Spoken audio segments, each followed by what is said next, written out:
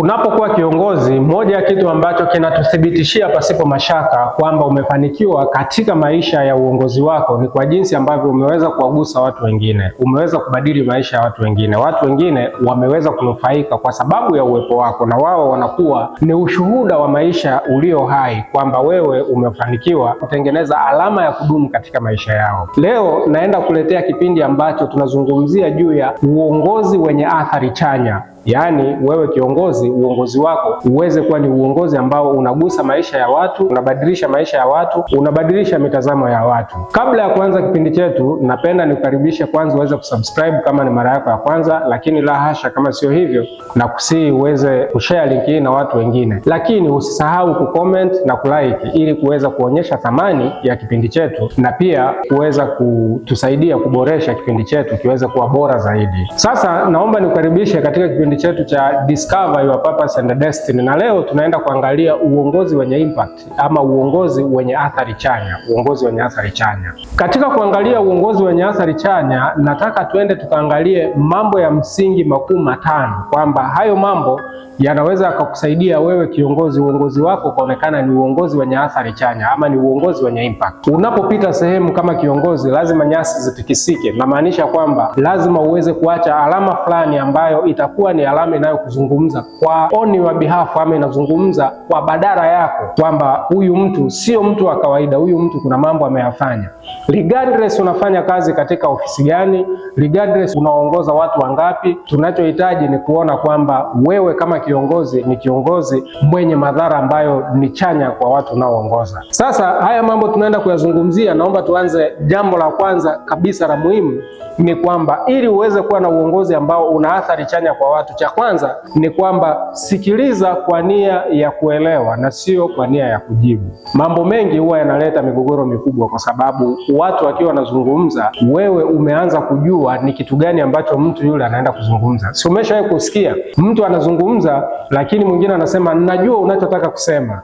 Maana yake ni kwamba wewe unataka ujionyeshe kwamba unamuona au unaona zaidi ya yale ambayo mtu yako katika kichwa chake. Maana yake kiongozi, hatua hiyo sio hatua nzuri sana. Unahitaji kusikiliza vizuri kwa nia ya kuelewa na sio kwa nia ya kujibu. Kuna watu wanajibu kabla hata swali halijamaliza kuulizwa, na hiyo mara nyingi hata katika level ya familia inakuwa na madhara makubwa. Watu wanaingia katika migogoro kwa sababu tu ya kutosikilizana. Kusikilizana ni taaluma muhimu sana. Tunasema listening is a skills. Yaani lazima uweze kuwa mzuri katika kusikiliza. Na katika kusikiliza tunasema usikilize kwa sababu unahitaji kuelewa, lakini sio kwamba unasikiliza mtu ili uweze kupata majibu ya kumjibu pale pale. Na hiyo kama kiongozi inakupa heshima kubwa, kwa sababu unaposikiliza kwa maana ya kuelewa, pale ndipo unapoweza tukasema kwa lugha ya kuazima una explore, ama kwa maana nyingine unapata mawazo zaidi na mbadala ya kile kitu ambacho mnahitaji kuzungumzia. Inaweza ikawa ni issue ya biashara, issue ya uongozi ama mgogoro fulani. Unapo-approach ama unapoutazama kwa nia ya kusikiliza ili uweze kuelewa, inakupa wewe nafasi ya kufungua mawazo yako mbadala na kuweza kupata kitu ambacho ni kizuri zaidi cha kufanyia kazi, na hivyo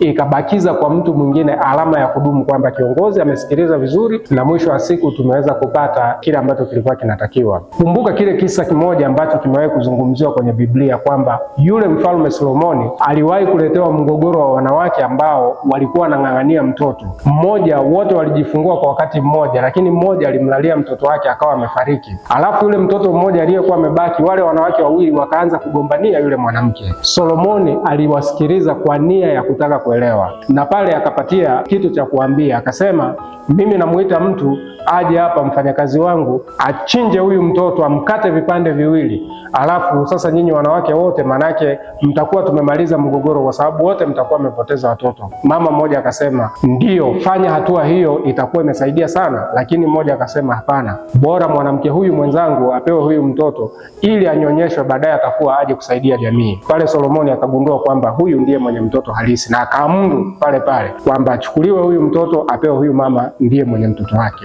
Wewe hapo kiongozi ni kwamba amesikiliza kwa nia ya kutaka kuelewa, na baadaye akaweza kutoa suluhu ya kile kilichokuwa kinatakiwa kufanyiwa kazi. Hiyo ni jambo la kwanza muhimu sana. Jambo la pili tunasema kwamba kuwa tayari kuwa daraja. Kuwa daraja maana yake ni kwamba watu wanakanyaga wanapita sehemu ya pili. Mara nyingi wanasema kwamba chochote unachokiona kuna sehemu kilipoanzia. Vitu havijaibuka tu, ukiona vinaelea maana yake vimeundwa. Pale unapokanyaga maana yake ni kwamba wengine walishakanyaga, kwa hiyo wewe wanakuinua, umeenda sehemu nyingine zaidi. Ndio maana tunasema wewe unaweza ukaona kuna ofisi ipo ni kubwa, lakini ile ofisi kuna watu walitoka jasho, kuna watu waliumia, kuna watu walikuwa hawalali, kuna watu waliitengeneza ikawa vile unavyoiona, na wewe uko pale sasa hivi unafanya kazi, unafurahi, unapata mshahara, lakini kimsingi kuna watu waliumia sana. Kama ungeweza kupata picha yao ya siku ya kwanza jinsi walivyokuwa wanaumia, wewe leo ungeweza kujua ni kitu gani ambacho watu waliweza kuwa naumia nacho, na wewe ukaweza kukitunza na kukifanya kwa ufanisi mkubwa zaidi. Kwa hiyo tunasema uwe daraja. Kuwa daraja maana yake ni kwamba kama kiongozi unawasaidia wenzako kuweza kuvuka hatua nyingine ya pili. Mtu anaweza akawa amestuck, mtu anaweza akawa ameshindwa kupiga hatua, labda kwa sababu ya elimu, labda kwa sababu ya uzoefu, labda kwa sababu ya ujuzi, labda kwa sababu nyingine yoyote ile. Lakini wewe kama kiongozi ukasema mimi hapa, kanyaga hapa, pita hapa, maana yake ni kwamba wewe umekuwa daraja. Unafikiri mtu huyu atakusahau? Hawezi kusahau katika maisha yake, kwa sababu anajua kwamba kule mbele alikokwenda ni kwa sababu alikanyaga juu yako na akapita, kwa maana ya kwamba wewe uliweza kuwa ni proper guardian, uliweza kuwa ni mlezi sahihi kuhakikisha kwamba yule mtu akaweza kupita. Kiongozi lazima uwe daraja. Daraja kazi yake ni kuunganisha upande mmoja na upande mwingine. Unapokuwa daraja, kimsingi unakuwa ni kiongozi ambaye unakuwa na athari chanya kwa watu wengine. Hilo ni jambo lingine la pili muhimu sana. Jambo lingine la tatu ambalo tutaenda kulizungumzia ni kwamba unyenyekevu katika mamlaka. Unyenyekevu katika mamlaka, huu ni ugonjwa mkubwa sana. Mara nyingi huwa tunajisahau, au viongozi wengi wanajisahau. Unafikiri kwamba cheo chako ndio wewe. Cheo chako hakijawahi kuwa wewe. Wewe ni wewe. Kama unaitwa Lucas, kama ni mimi ni Lucas, wewe sio cheo chako. Maana cheo tunasema ni dhamana. Maana yake ni kwamba kuna msemo mmoja aliwahi kutumia Mwalimu Nyerere kwamba cheo ni kama koti. Kuna nyakati ambapo itafika lile koti utalivuta, weka kando, lakini tunasema cheo ni dhamana, kwa sababu umedhaminiwa ili uweze kufanya ile kazi kwa wakati ule, kwa sababu ndio wewe ulikuwa unahitajika uweze kukifanya. Kwa hiyo kuna nyakati itafika utahitaji kutoka ili kuweza kuhakikisha kwamba mambo mengine yanaweza kwenda sawa. Unyenyekevu ni kitu muhimu sana. Kuna siku niliwahi kutoa mfano mwingine kwenye kipindi, nikasema kuna mtu mmoja alikuwa kiongozi katika taasisi fulani au katika kampuni fulani, akawa ametoa oda kwamba popote anapofika, maana yake ni kwamba watu wote katika taasisi wasimame ili kiongozi aweze kupita, aonekane kwamba ni shujaa, huyu ndiye mheshimiwa. Lakini mwisho wa siku ni kwamba yule kiongozi siku alipokuwa na staff, hakuna mtu yoyote alikuwa na interest au alikuwa na hamu ya kwenda kwenye ile sherehe ya kumwaga, alibaki peke yake. Lakini sio hivyo tu, yale mambo yote ambayo aliyaanzisha hakuna mtu ambaye aliona kama ni mambo ya maana. Waliamua kuyaua yote. Maana yake ni kwamba waliamua kuua legacy yake. Kwa nini? Kwa sababu yeye alifikiri kwamba mamlaka ni yeye. Mamlaka sio wewe. Wewe ni kiongozi na kazi yako ni kuongoza. Kwa hiyo lazima uweze kutofautisha mamlaka uliyokuwa nayo na uwezo wa uongozi uliokuwa nao, kwa ajili ya kuhakikisha kwamba unaongoza watu kuweza kufikia hatima au destiny. Inaweza ikawa ni malengo ya taasisi, inaweza ikawa ni malengo ya mtu binafsi, inaweza ikawa ni malengo ya kitu ambacho mnataka kufikia kama kundi. Lazima uweze kujua kwamba wewe unatoa huduma ya uongozi, wewe ni kiongozi, lakini mamlaka sio wewe. Mamlaka ni kitu kingine ambacho kinaweza kapewa mtu mwingine yoyote yule akafanyia kazi kama wewe ambavyo sasa hivi unaweza kuwa unafanyia kazi. Kwa hiyo unyenyekevu ni kitu cha muhimu sana. Usije ukafikia hatua ukafikiri kwamba kuwa na cheo fulani maana yake ni kwamba wewe unajua zaidi kuliko wote, wewe unaweza zaidi kuliko wote, wewe ndio mwamba kuliko wote. Sio sahihi. Ukienda namna hiyo kiongozi, na kugarantii kwamba utaanguka haraka sana, na ukishaanguka hakuna atakayekumbuka tena, ama kumbukumbu lako litasauliwa kiwepesi sana.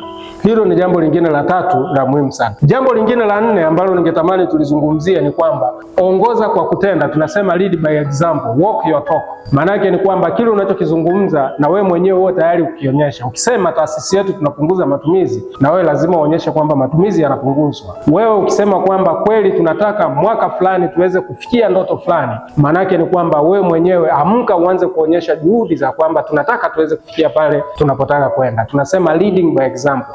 matendo yanazungumza kuliko maneno. Kinachofundisha zaidi ni matendo. Watu wanayasikiliza maneno, lakini ni rahisi kusahau maneno yaliyozungumzwa, ila matendo hayawezi kusahaulika kirahisi. Ndio maana kuna msemo mwingine wa Kiswahili wanasema kwamba aliyekula ndizi hakumbuki, lakini mtupiwa ganda daima huwa anakumbuka kwamba aliwahi kutupiwa ganda na mtu fulani. Hiyo ni kitu cha muhimu sana. Kwa hiyo tunasema ya kwamba wewe lazima uweze kuongoza kwa mfano. Leading by example is very important. Kama kiongozi, wewe unawasaidia watu wengine kufikia hatima. Maana yake ni kwamba kwa mtindo wako wa maisha inaweza kuwasaidia na wao kujifunza, kupata nguvu zaidi, kuweza kufikia pale ambapo wanatakiwa kuweza kufikia. Hilo ni jambo lingine la 4 la muhimu sana. Jambo la 5 na la mwisho ambalo tunaenda kulizungumzia ni kwamba ni kusherehekea mafanikio ya wengine. Hapa kiongozi, lazima niwe wazi kabisa, nikwambie kwamba moja ya kitu ambacho ni motivation kwenye maisha ya watu wengine ni pale ambapo wewe unakuwa sehemu ya kucelebrate mafanikio anayoyafikia. Mtu ameweza kufanikiwa kuishi au kufunga ndoa, huyo amepata mafanikio yake. Mtu amepata kitu fulani kizuri kwenye maisha, ni mafanikio yake. Amejenga nyumba, ni mafanikio yake. Amefanya kitu kizuri, ni mafanikio yake. Ameandika kitu kizuri, ni mafanikio yake. Huyu mtu lazima aweze kuwa celebrated. Anapokuwa celebrated, anajisikia vizuri zaidi. Lakini sio hivyo tu, anapata nguvu zaidi za kuendelea kufanya zaidi. Unapomwambia mtu hongera, anajisikia kwamba amefanikiwa, na anapoona kwamba amefanikiwa, anaona kumbe naweza nikafanya tena. Maneno hayo ya viongozi yanapokuwa yanatoka katika vinywa vyao yanakuwa na impact kubwa sana. Ni sawa na leo mtoto wako akiwa amefanya kitu, mpongeze, lakini unapompongeza unaona kabisa anatabasamu, anafurahi kwa sababu anajua kwamba hiki kitu nilichokifanya kinaonekana ni kizuri, let me keep going, ngoja niendelee na juhudi zaidi ya kufanya zaidi, kwa sababu ninachokifanya kinaonekana kwamba kuwa ni kizuri sana. Kiongozi, ili uweze kuishi ama uweze kuongoza kwa uongozi ambao unakuwa na athari chanya, lazima uweze kuzingatia mambo 5 muhimu sana. Ukiweza kuyaishi vizuri na kuhakikisha kwamba kiongozi, yatakusaidia wewe kupiga hatua kubwa kama kiongozi.